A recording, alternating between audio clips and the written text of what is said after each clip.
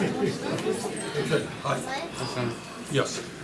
You, in your speech tonight, you said you won't criticize or attack Hillary Clinton, certainly, but you did seem to draw some implicit contrast when you said you don't take money from super PACs and you voted against the Iraq War. What I said is that corporate media talks about all kinds of issues except the most important issues.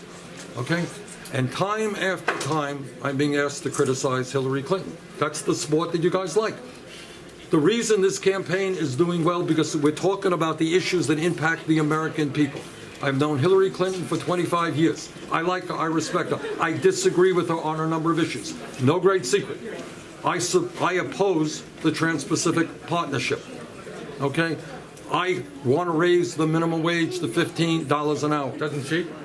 No, not to the best of my knowledge, no. I believe I am opposed to the Keystone Pipeline. Okay, I voted against the war in Iraq. I voted against the USA Patriot Act. These are differences of opinions that we will discuss. But the issue that I want to be talking about is the collapse of the American middle class. You guys going to write about that? Yeah. Is that an important issue? The need to create millions of decent paying jobs. The obscenity of the kind of level of income and wealth inequality that we have today. The reason our campaign is doing well is because people are responding to those issues. So I am not going to get into the game of sitting around attacking Hillary Clinton. We disagree. We're going to have, if I have anything to say about it, a respectful and intelligent debate. Other questions? Why do you think working class people in America vote against their economic self-interest? That's a good question. And if I knew all of the complete answer to that, I'd be a lot smarter than I am. But this is what I will tell you. I think the Republicans have done a brilliant job over the years. They're very smart guys in dividing people on a million different issues. They divide people on gay marriage. They divide people on abortion. They divide people on immigration. And what my job is, and it's not just in blue states, believe me, we're going to go to red states, we're going to go to conservative states, is to bring working people together around an agenda that works for their kids and works for their parents. Raising the minimum wage to $15 an hour. Having a trade policy that creates jobs in America, not in China. Making sure that all of our kids can get a college education regardless of their income. Fighting for pay equity for women workers. We have an agenda that I believe can bring people together. And when we do that, we're going to win this election very easily, I think. How do you reconcile being the anti-establishment candidate with being a career politician? Okay, other questions? Well, you said you were a politician. I think that's a fair question. I've run for office I've been in office for 25 years. As a candidate for mayor of Burlington, I became the first independent ever elected in the city's history by taking on the entire ruling class of the city of Burlington. Does that sound like a career politician? When I began my political career, I received 2% of the vote and then 1% of the vote. Last election, I got 71% of the vote.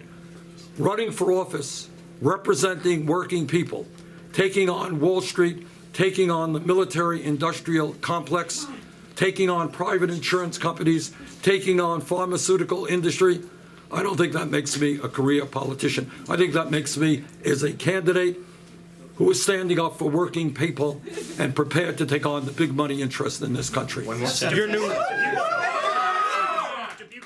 From Buzzfeed UK. I was just wondering. I'm sorry? Buzzfeed UK. I was just wondering, are you aware of the rise of Jeremy Corbyn as the UK Labour Party candidate, yeah. and whether that's something you think you can tap into, and whether you've got a message Look, for that I campaign? think whether it's the UK or here in the United States, here's the answer.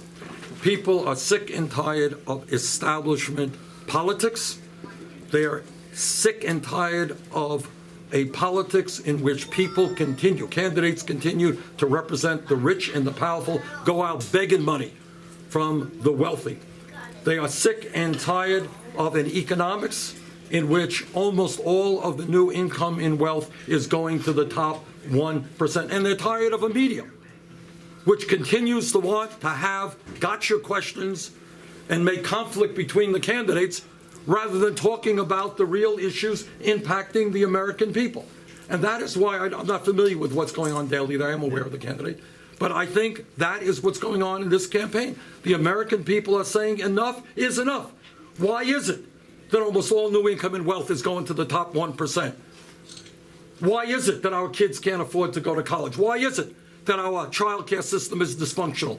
Why is it that we're the only major country on earth that doesn't guarantee health care to all of our people who have family and medical leave? The American people want us to address those issues. They do not want us to be attacking each other. They want a focus, they want a real debate on real issues, and I intend to give it to them. Thank you very much.